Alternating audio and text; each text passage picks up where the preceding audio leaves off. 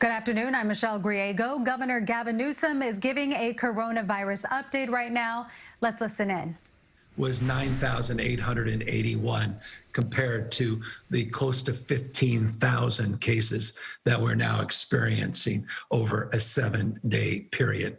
We anticipate, based upon what occurred over the course of the last number of days, that within the next number of weeks, 1 to 2 weeks, based upon Thanksgiving activities and all the efforts to educate people against those activities and gatherings, that we will see an increase in cases.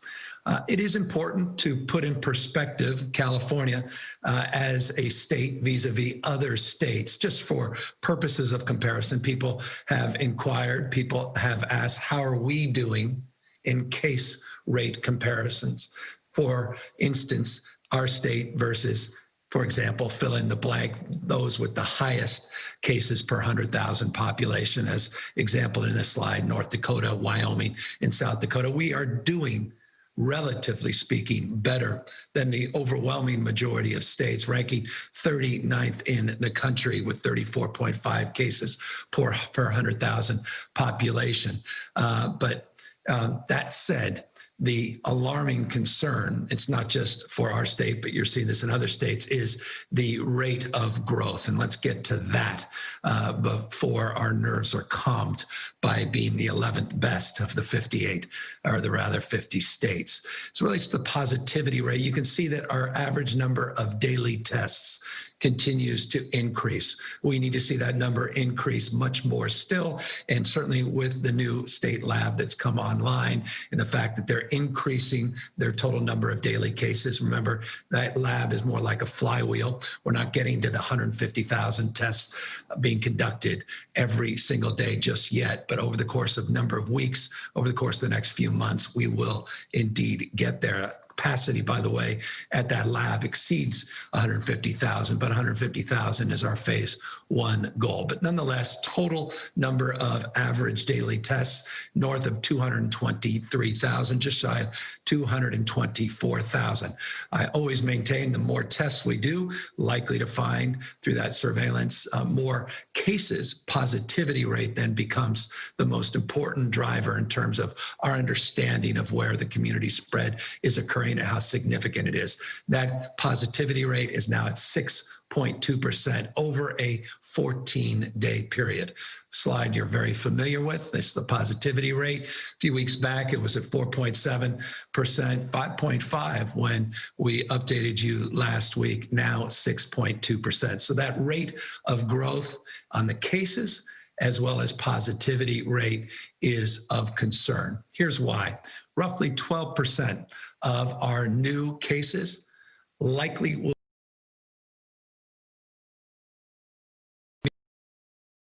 a case is reported. About 12% of the time, when you look at the aggregate, the cumulative number of cases, 12% of those are likely to be individuals then hospitalized. So you can start doing the math, and you could start putting some specific projections, specific data that will guide decisions that you make today and over the next few days in anticipation of those rate increases. I'll get to that in more specificity in just a moment. But here's a similar trend line in terms of the hospitalization you've seen now for a little over 6 to 8 weeks. We've seen a significant increase, 89% increase over the 14-day period of people that have been hospitalized that have tested positive for COVID-19, now 7,787 individuals. At the current projections, this is the point I was just making a moment ago, at the current projections, we are showing hospitalizations that without any additional interventions, change of behavior, or fundamental shifts in the way we are conducting ourselves as individuals in this state, that we can see an increase just in hospitalizations. They're 2 to 3 times greater than the current census in just 1 calendar month. We will bear out more fruit to this argument and this point in a moment. But here's a slide, again, very familiar with. This is our total healthcare system capacity. You'll see here 59% of all of our hospital beds are currently being utilized within the healthcare system itself. We'll talk about the surge capacity in a moment, but this is within the healthcare delivery system. 11% of that population is currently tested positive for COVID-19. But here's a slide that we are using internally, and then I wanted to socialize with you externally, and that's our projections moving forward. So as I noted, California healthcare system, 59% of the total number of beds are currently occupied. You can see if we project out to Christmas Eve, 12/24, less than a month from today, that we are projecting will get to 78% capacity. But that doesn't tell the whole story. That's in the aggregate, California as a state. But you break that down, the Bay Area, Greater Sacramento, Northern California, San Joaquin, you can see in San Joaquin Valley that we project upwards of 83% of the bed capacity being fully occupied just within the next month or so. We'll get to ICUs in just a moment. In ICUs, you'll see that when we have someone hospitalized, anywhere from a low end of 10% to as high as 29, well, round up to 30% of hospitalizations will require ICU care or some form of respiratory support.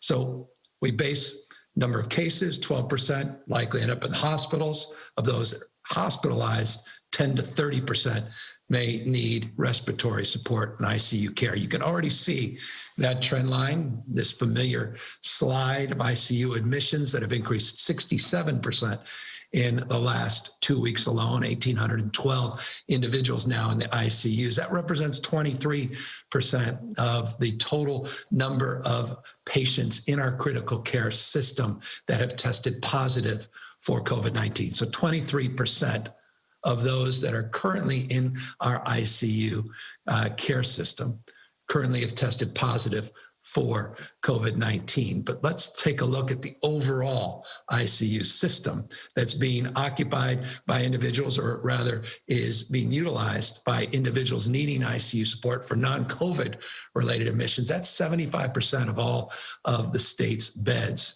Here's a slide that should be sobering to everybody, and I'll keep it up for a moment so people can digest this and take a look at it.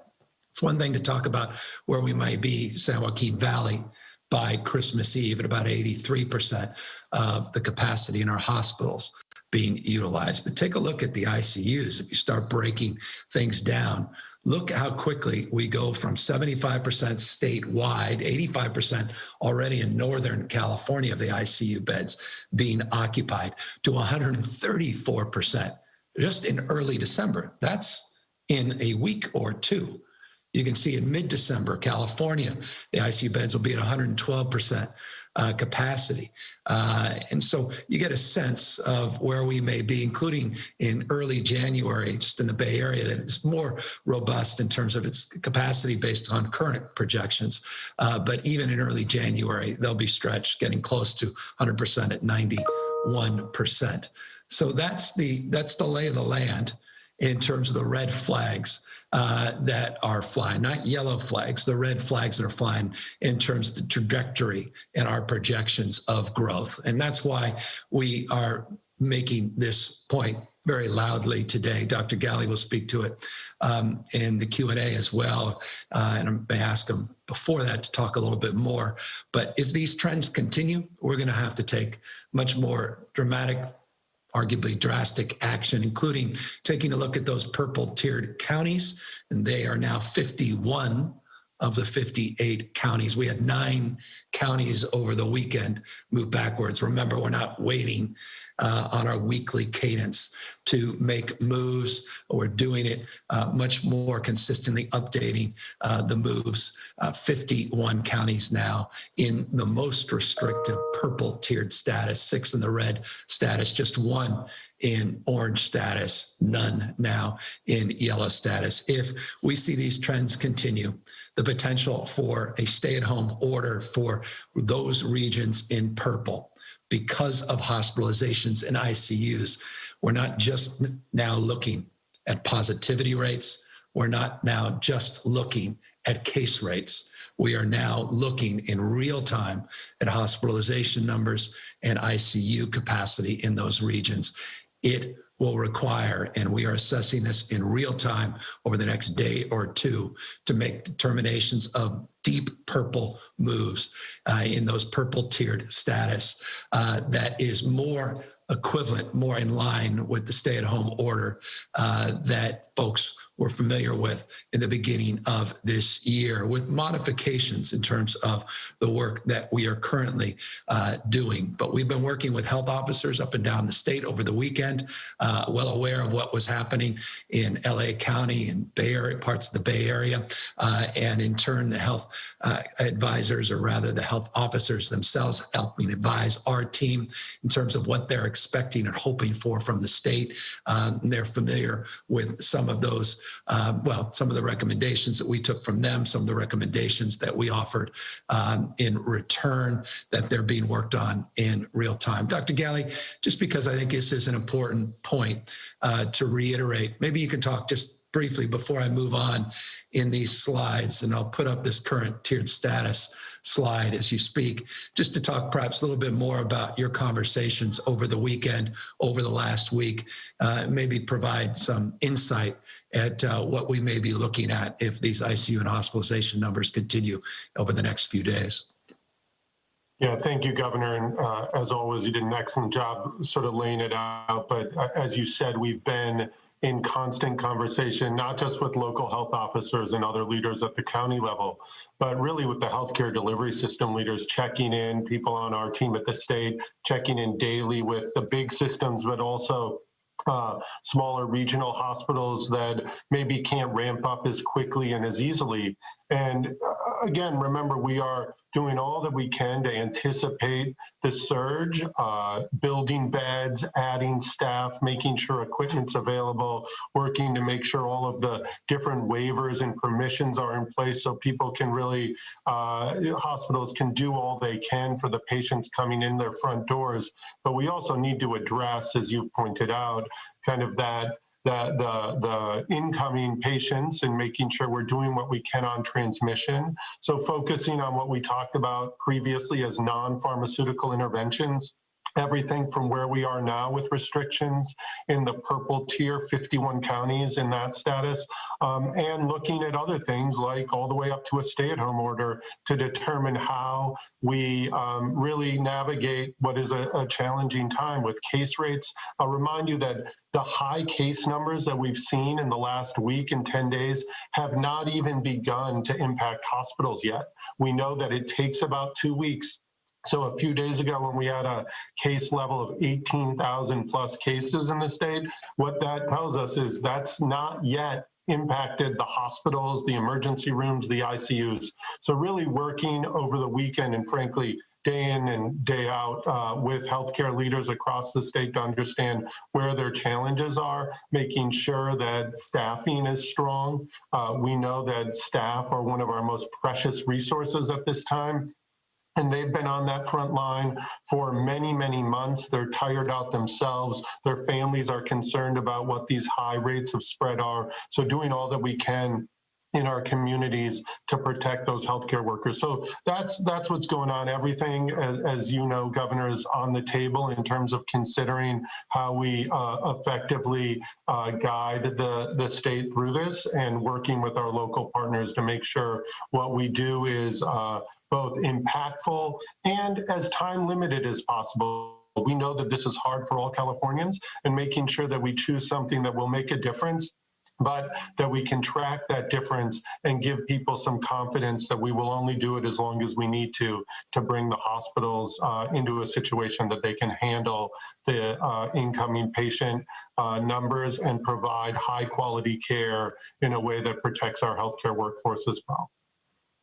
No, I appreciate that. And I want to just pick up a little bit on what Dr. Gelly was just saying as it relates to our preparedness, but also caution that some of the tools in the toolkit when we were at this in early part of the summer are not available to us, most notably because of the surge all across this country, the capacity of the federal government, the capacity for mutual aid coming not only from the federal system, but from even other states is more limited. And as a consequence, we are thinking in that frame about ways we can be more creative and more proactive in terms of our preparedness. I'll remind folks that of the work that we have done to prepare. In particular, it was interesting to note that California's current PPE stockpile is the largest in the United States. In fact, it's larger than the U.S. government's stockpile. The National Strategic Stockpile actually has 40 million less N95 masks than the state of California. So it's just an example of what we have been doing over the last number of months to truly be prepared. Another thing we did to prepare, something that we had updated you on a relatively consistent basis, we'll start doing again very soon, is our health core. We went out a number of months ago and we asked people if they would submit their names and their unique skill set to a registry and make a determination based upon their active registration and their licensing and whether or not they can commit a certain amount of time in a certain area to a certain need, whether or not they matched.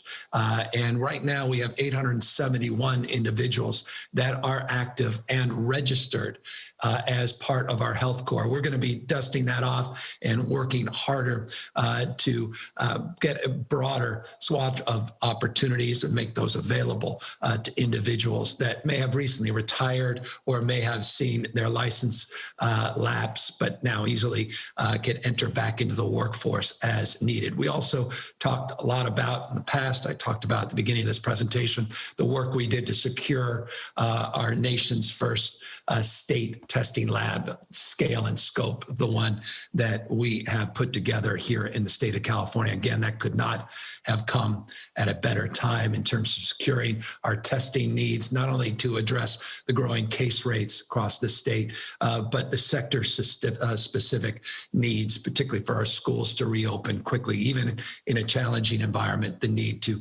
provide for the state-of-the-art PCR tests, these lab-based tests that are critical in terms of the sectoral reopening. And of course, doing what we can to procure more ventilators, not only from the federal government, but getting more ventilators in our healthcare system.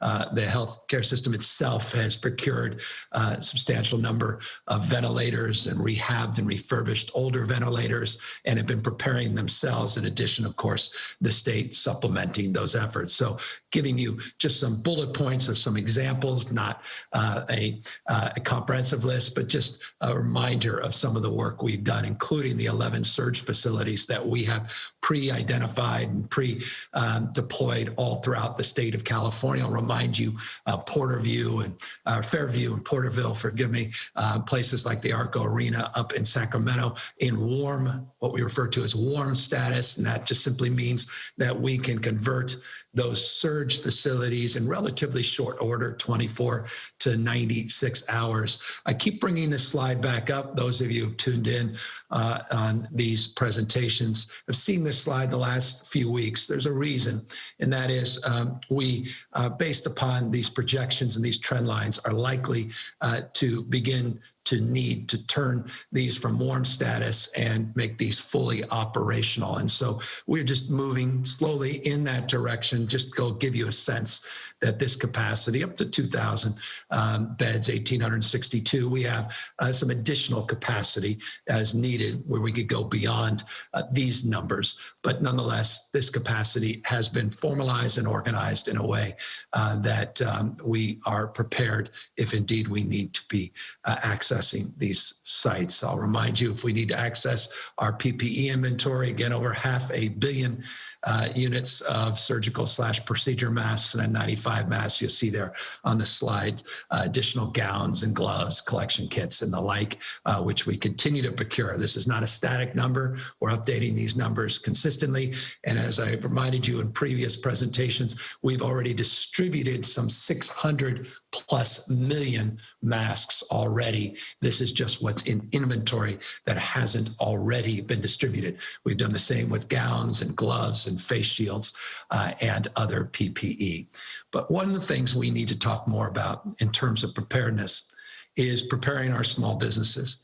If we're talking about more modifications, more restrictions, sectoral and industry restrictions for non-essential services, as you've seen in LA County, as you've seen in other parts of the state, as more and more counties move into this purple tier, and we look at our own modifications statewide, not just those modifications we are seeing at a local level. We have to be more mindful than ever about the economic impact and consequences of these further restrictions.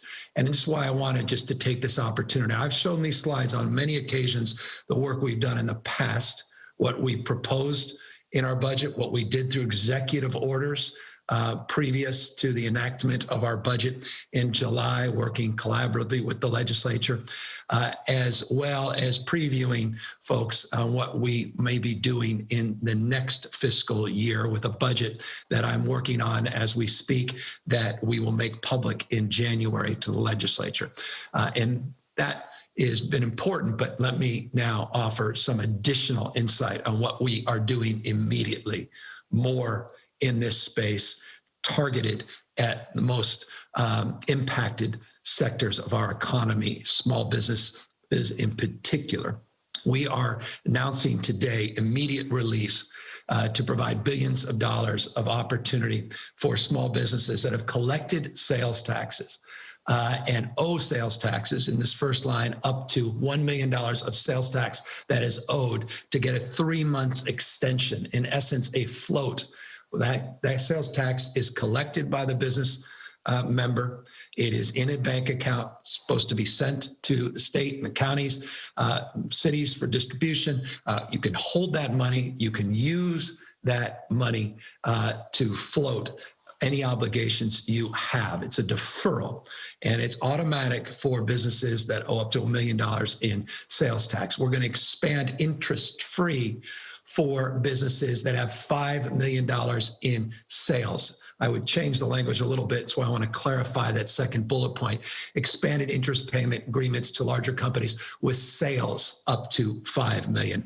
Sales tax that is owed up to $1 million, but sales we're expanding for immediate relief up to $5 million in sales. You just have to fill out a form. It's automatic for those other businesses. Fill out a form. The covid19.ca.gov website. It's a good first site, which will direct you to the appropriate agencies, the appropriate forms. covid19.ca.gov website, covid19.ca.gov website to learn more about these programs. But that immediate relief, we worked with the legislature. I want to thank legislative leaders for their insight, for their counsel, for their support of these efforts. And also we are expanding to those industries with operations that have been disproportionately impacted. And those are restaurants, hair salons, nail salons, bars, hospitality industry in particular, that has been impacted already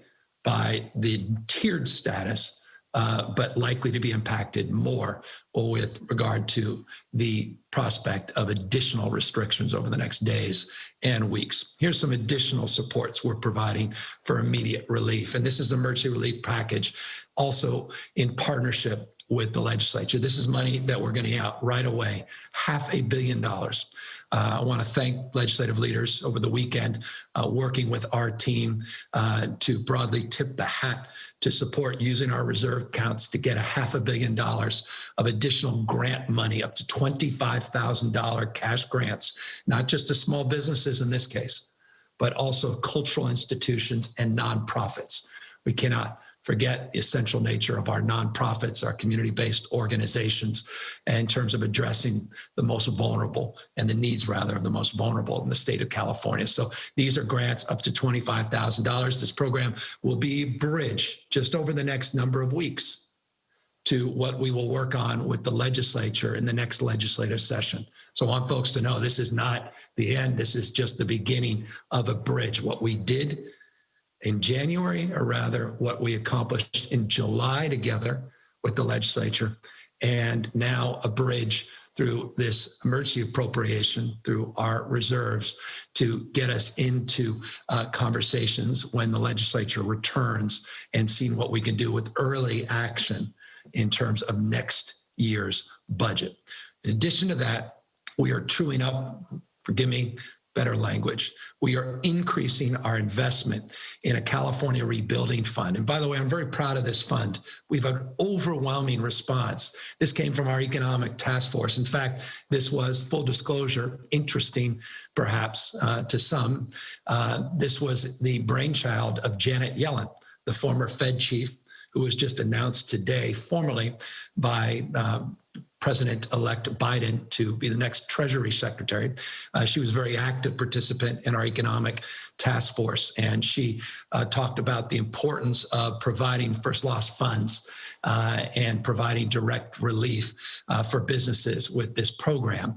This program immediately has generated a lot of support. The idea is to provide $125 million. We're looking to leverage these dollars. You can see what's already happened just since we announced the first tranche of this fund a few months back, how the take-up has gone. We want to get an additional $12.5 million that will leverage tens of millions more resources to get to $125 million of relief on this first loss fund. We're also reminding people that tomorrow, literally tomorrow, because of the work we did with the legislature. Again, thank you to legislative leadership, Budget Chair Ting and Holly Mitchell, their strong support of our Main Street hiring tax credit up to $100 million. Those dollars are now made available when you hire a qualified employee, a tax credit up to $1,000, up to $100,000 if you're a small business owner. That you can receive in tax credits. That program begins tomorrow, December 1st. Again, go to covid19.ca.gov website just to provide basic information where you can go to learn more about this Main Street hiring tax credit. That program goes live, again, December 1st.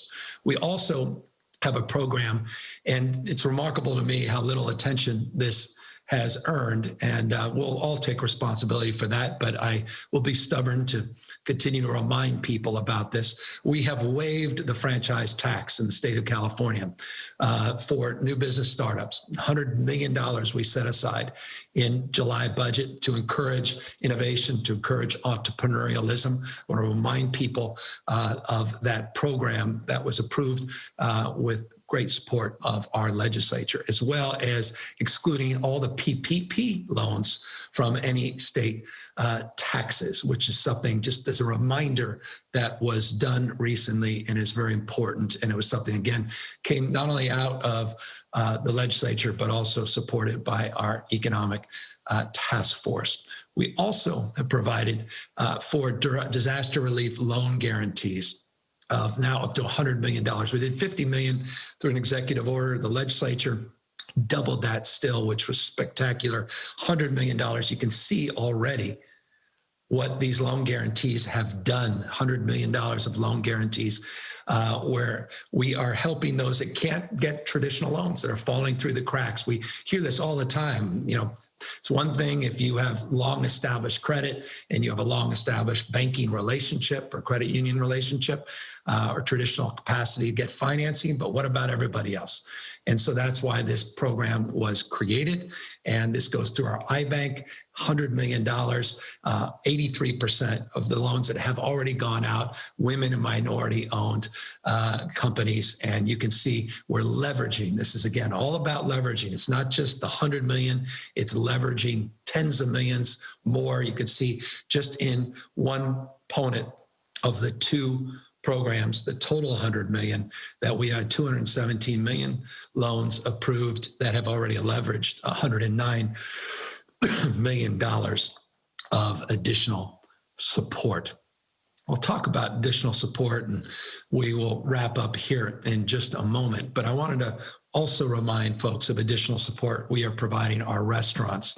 We announced a number of months back a first in the nation program working with FEMA and working with our federal partners called Great Plates. The whole idea of Great Plates was to have restaurants that otherwise are closed or substantially impacted because of the restrictions pursuant to our guidelines, local and state, under the COVID-19 restrictions. They simply cannot operate at capacity. We want to create a competitive and creative program that allows people to serve the most vulnerable that are in need, 3 hot meals a day to seniors that are wisely being cautious in terms of their own movement and that otherwise have access to a lot of the Meals on Wheel programs and other programs that are providing support. That program, please, if you're a restaurateur or know a restaurateur, we encourage more utilization and access to this program. This program supports counties to provide 75% reimbursement. The state provides additional reimbursements to the county, 25% pickup, to provide 100% free meals, 3 hot meals a day to our seniors, and provide the opportunity for small businesses and restaurants to stay open, providing those meals and getting paid for providing those meals through the program reimbursement through FEMA and the state, working with our counties. Already just shy of 10,000 food industry jobs have been supported since the initiation of this program. Almost 18 million meals have been provided. We want to get to this whole nother level. And if we continue to put more pressure on our restaurant industry, it is important that we share more information about the Great Plates program. It's not a panacea. Nothing about it's perfect. I recognize that there are implementation challenges. Each county does it differently. Each county, has different rules and regulations and different criteria as it relates to how they operate this specifically. But it's important that we promote it nonetheless. And I want to encourage people again to go to that covid19.ca.gov website, covid19.ca.gov website. Learn more about Great Plates. See if it works for you. It may not work for you, but if it does, this could be very, very helpful during the next 6 to 8 to 10 weeks as we work through the most challenging period since the beginning of this pandemic. I'll remind people we did an executive order on commercial eviction, freezing those commercial evictions through the end of March. We also provided over 16 million units of PPE, this personal protective gear, to our small businessmen and women, free, getting those out so that they weren't having to procure those directly and using precious resources to do that. We also have provided additional support. Again, I want to thank the legislature for their strong work in this to really amplify the work that's being done in our 86 small business centers. And I want to encourage small businessmen and women to use those small business centers. There's a treasure trove of resources, information. 86 of these are part of this broader network all up and down the state of California, provided additional support, additional staff. We did it as well to our economic program, our team called GoBiz, all with an idea of getting you more information about how you can get more support. And that's what this slide here represents. These are existing supports. Small Business Association provides the economic industry, rather injury, disaster loans, as well as these loan advances. These small business centers have all the information. It's important to access to get more information so you can get that support from the SBA.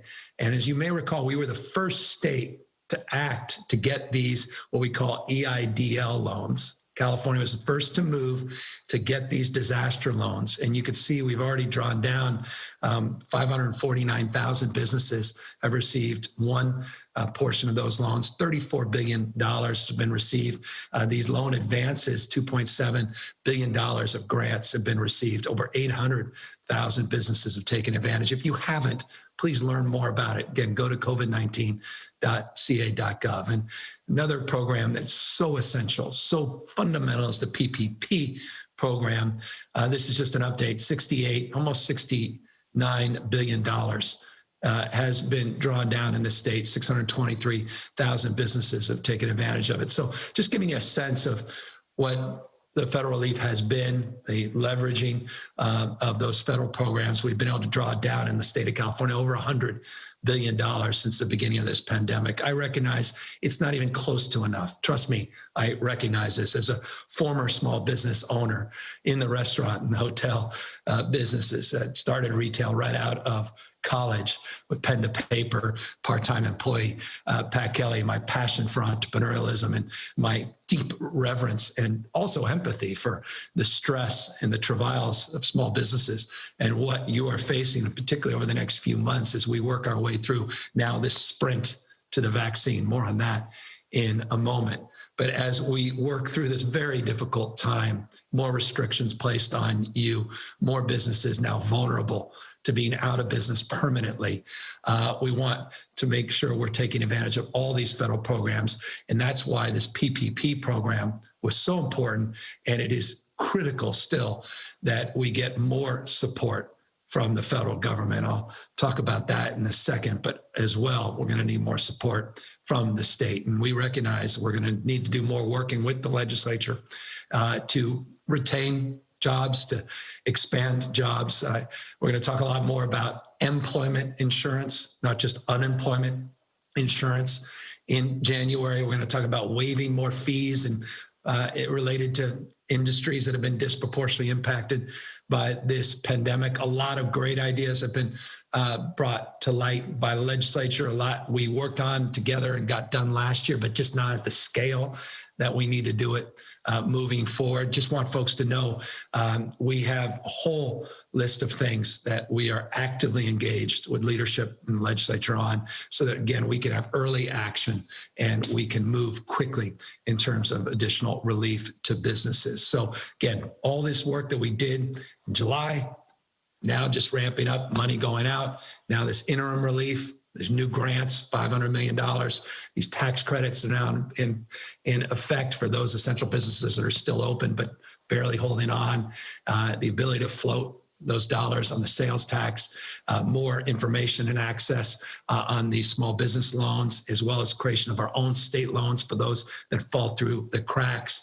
And of course, work that we need to do in terms of the micro support for small businesses. And then that last line here, more infrastructure, more broader long-term, medium and long-term economic development strategies, housing, and larger infrastructure projects, and how we can accelerate even more of that infrastructure funding than we have already, all part and parcel of what we'll be moving into January. But as I said just a moment ago, let me just conclude in terms of this topic, that we can't do this alone. Even though we are the fifth largest economy in the world, it's been 248 days since that CARES Act and the PPP money drying up, money across the spectrum drying up in terms of those reliefs, the individual relief checks, the UI checks, PUA checks, all these other supports drying up. We need Congress to act with urgency. Urgency is not January, February, March, and April of next year. Urgency is today. Urgency is tomorrow. Urgency is a 24-hour effort, 7 days a week, to figure this out and to get something done and meaningful is simply not, we are not capable. Even a state as rich and resourced as California. And that's saying something. We're enjoying revenue above projections. We're able to provide these supports, but it's not enough to do what we need to do to hold up the economy of this country, not just this state. And no more bickering. Time for people to really just put aside their differences. I have private thoughts that I want to share, but start to put aside their differences, do the damn right thing, and not do it as Democrats or Republicans, but as Americans first, and not wait. We can't wait. We need to get moving on these supports to help these small businesses that have put everything on the line to make the American dream possible and to have their back at this critical moment. Now, forgive me, but this is just fundamental. And to that end, if you are wondering what we're doing to support that cause, I would point you to a series of correspondence we've had with legislative leaders in Congress, Speaker Pelosi, Mitch McConnell, among others, as well as minority leaders, in the respected houses. We also just recently sent another letter specifically outlining, multiple page letters, specifically outlining what we believe are the most important supports in terms of a new CARES Act. And so we're not being sheepish or shy. I'm not just announcing this in a press conference. We've been working closely with Speaker Pelosi. We have publicly made our requests known for many, many months, not least of which the last few weeks. And we'll continue to work aggressively with the Biden administration, the incoming administration, the transition, to do what we can to help influence real action at the federal level. Speaking of action, and I'll just close with this and we'll open up to questions. Important, last week I updated everybody on the vaccine plans and the 3 work groups that we created a number of weeks back, some work that we had done, task forces going many, many months back. Here's something that you may not have seen. We are anticipating 327,000 doses of the vaccine from Pfizer to come in the next few weeks. We have a specific date. I don't want to give the specific date quite yet because that date they gave us was within 3 days. I want to get the right dates.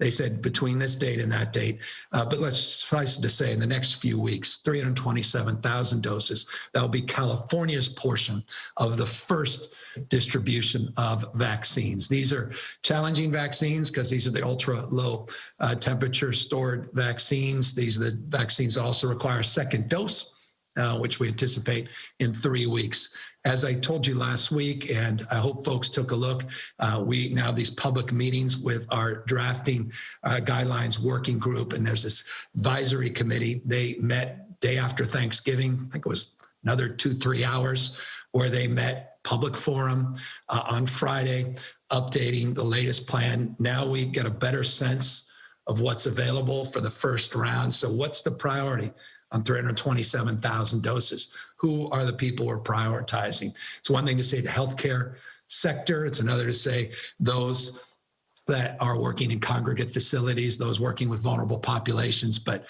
how do you break that down in even more detail, more specificity? That plan, detailed plan, will be out this week. It's what we refer to as the phase 1 distribution plan. They're reviewing, they have another meeting today on that plan, but we're working off the 327,000 first distribution of doses coming from Pfizer, Moderna right behind it.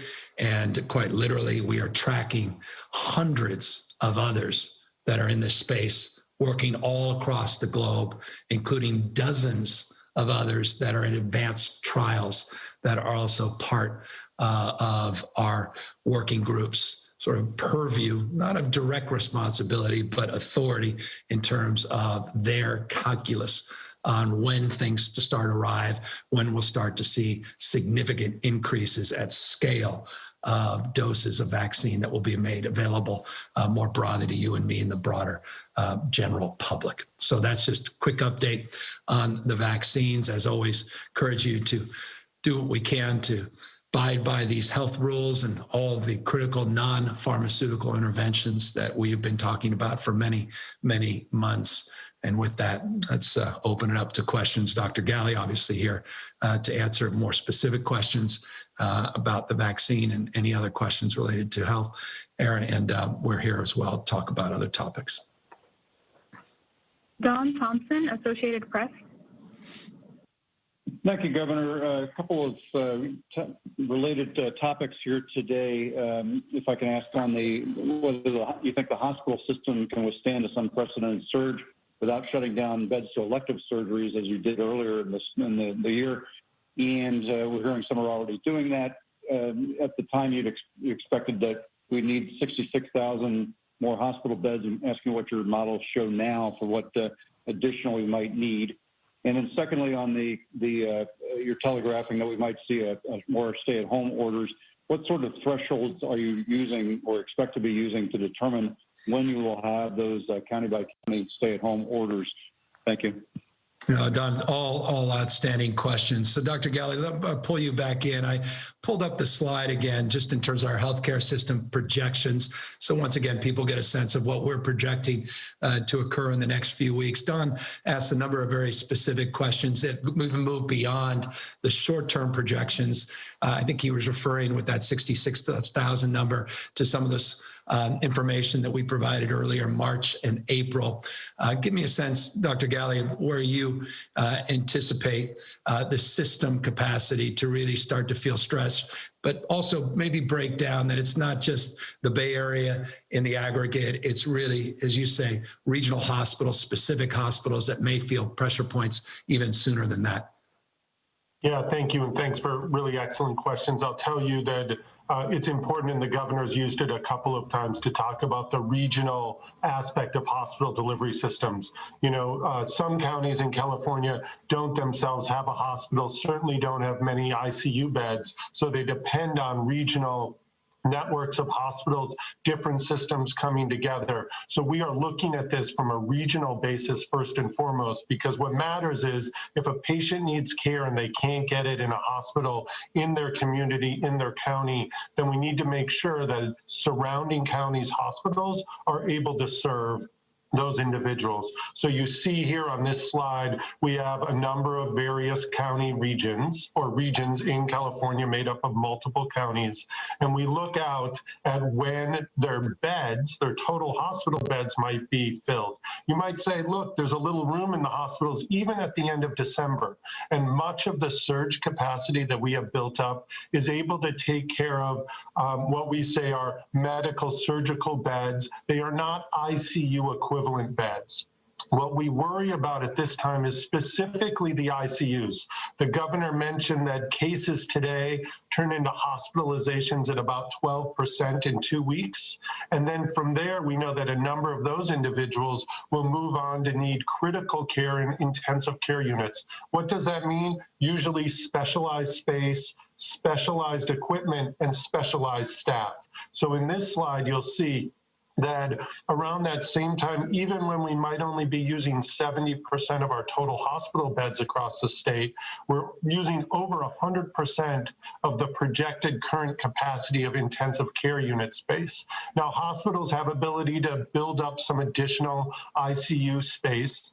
We've done that in a long-term way in areas like Imperial County. You'll remember Imperial over the summer had the need to move a lot of patients out of their county to get that high level of care in other counties. It's not that they couldn't deliver it for some, it's just they couldn't deliver it for the number of patients that needed it. We have since worked with those hospitals to build ongoing intensive care unit capacity so that not as many patients, hopefully no patients, need to be transferred out. They have that internal capacity. We've been working that in other parts of the state as well to increase our ability to take care of individuals.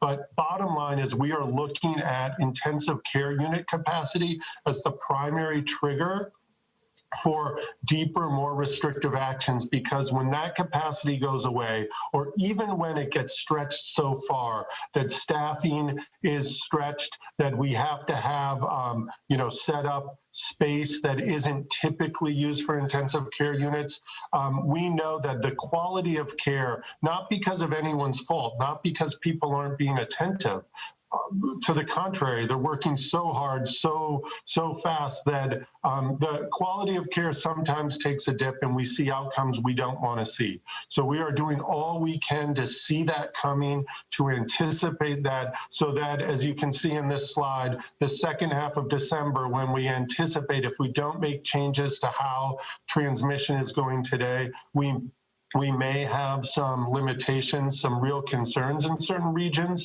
and specific communities in certain regions of the state that we want to stay out in front of that. That's why we're working with the health system partners now, those local health officers, to anticipate what their unique models show in their own regions. But statewide, we see that the second half of December could be pushing the limits in some areas, that we want to act sooner than that so that we can get transmission down and we can handle those potential high ICU surges.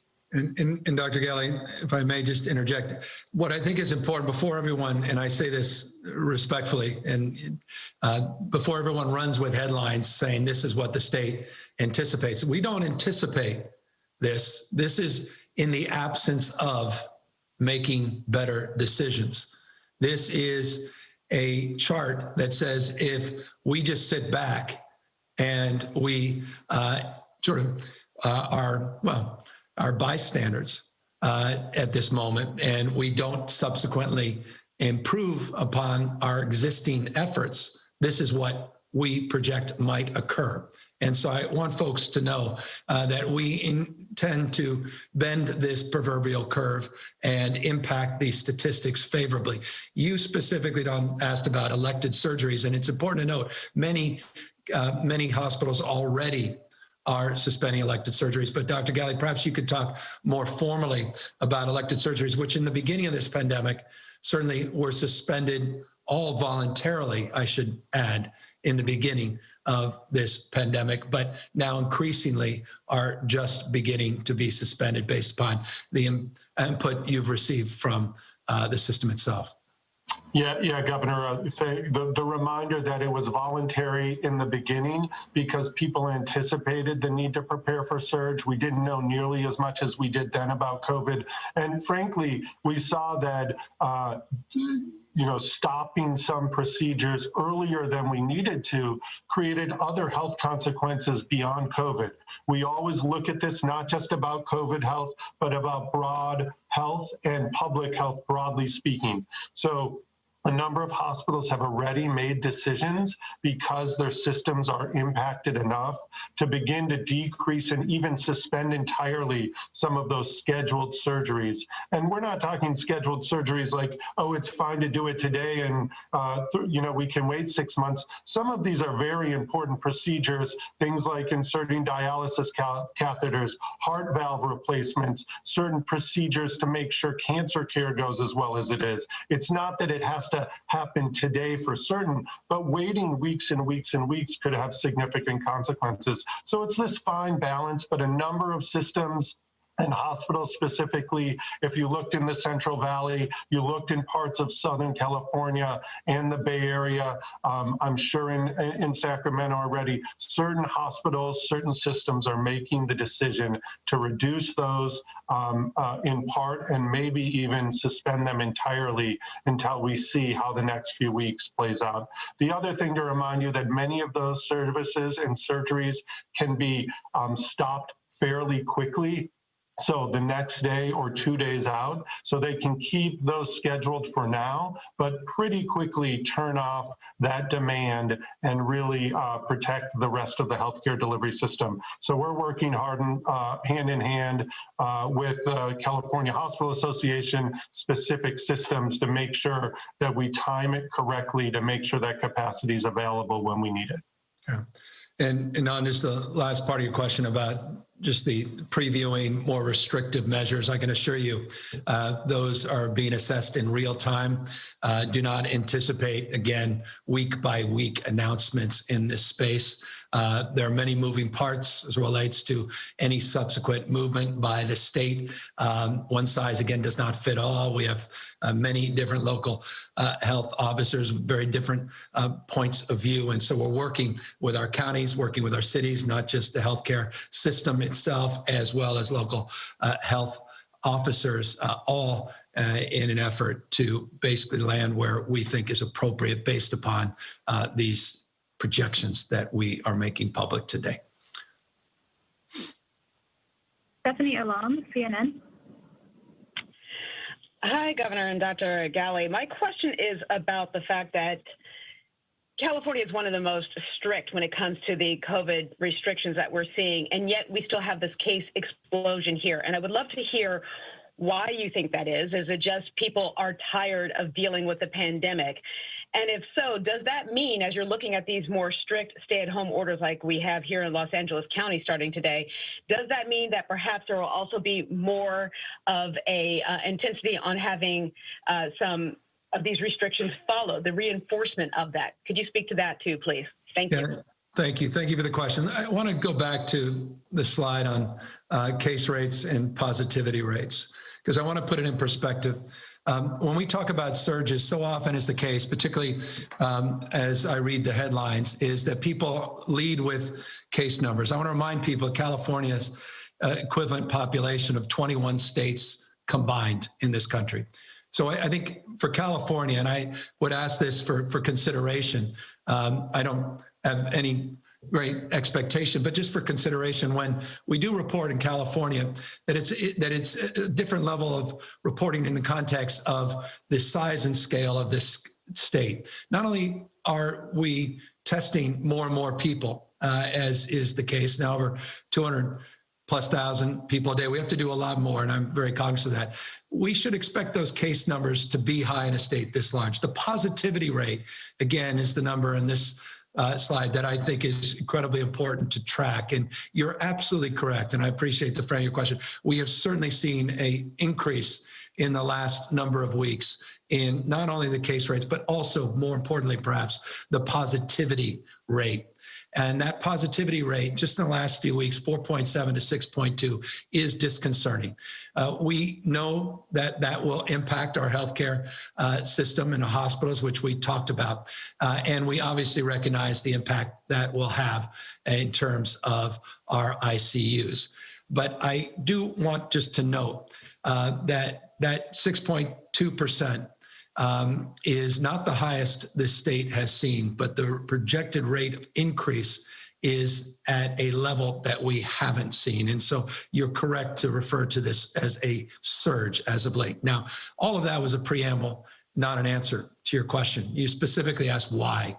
Why have we experienced this increase as of late? And for that, I have very strong opinions, but they're primarily formed by my team and notably by Dr. Galley. Best to have Dr. Galley come back up and talk about the mixing we have seen, the broader fatigue as it relates to COVID fatigue that's been well considered, but he can talk more specifically about the areas we're seeing an increase in transmission, be it our congregate facilities, be it at restaurants, be it simply perhaps outstandingly notably in households and in gatherings outside our household as well. Doctor?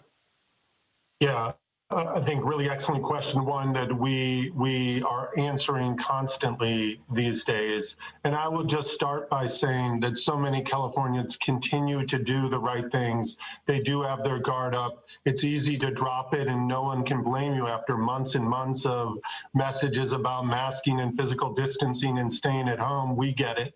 We know that it's hard, but those are the tools that are going to carry us through. You know, certainly some of this has to do with that COVID fatigue, that COVID resentment. Sometimes I like to call it, people just want to be done with this, but it doesn't take a break just because we're tired of it. And that's why we continue to support Californians with messages to add some of these additional supports that the governor mentioned today. And really with the hope of some of the news around vaccine, that our most vulnerable could be getting vaccinated. Our frontline healthcare workers could be getting vaccinated in just a matter of weeks, opening the gateway to so many more receiving this important tool that protect us. The other fact is that people, you see the map of the US and it's as though the weather's moving from the east to the west. COVID is moving in that direction. It had been sort of in the eastern part of the Midwest, now moving to the western part of the Midwest, really knocking on California's door with a number of people returning from trips and travel. Hopefully they take the advisory on quarantining very seriously and they protect themselves, their family, and their communities by doing that right thing. That could help reduce transmission a bit, but we know that that travel and that mixing that's happening do drive transmission, and that's going to be an important piece of it. With the level of cases transmitting, you know, this slide here, 34.5 cases per 100,000 people. I'll remind you that that's roughly 4 times higher than it was many weeks ago. And that means that activities that people thought a month ago were safe and lower risk, today are higher risk. So part of this is we need to recalibrate for a short period of time what we do to keep this transmission down, protect those who could become sick and hospitalized and need that care, and frankly, to keep the death toll in California as low as we can, given what we've seen in the past many months. And with that hope of the news of the vaccine, I think California can do it. But we are really in a different situation with transmission than we've ever faced before. And it is every activity a month ago, lower risk, this month, higher risk than ever before. And just to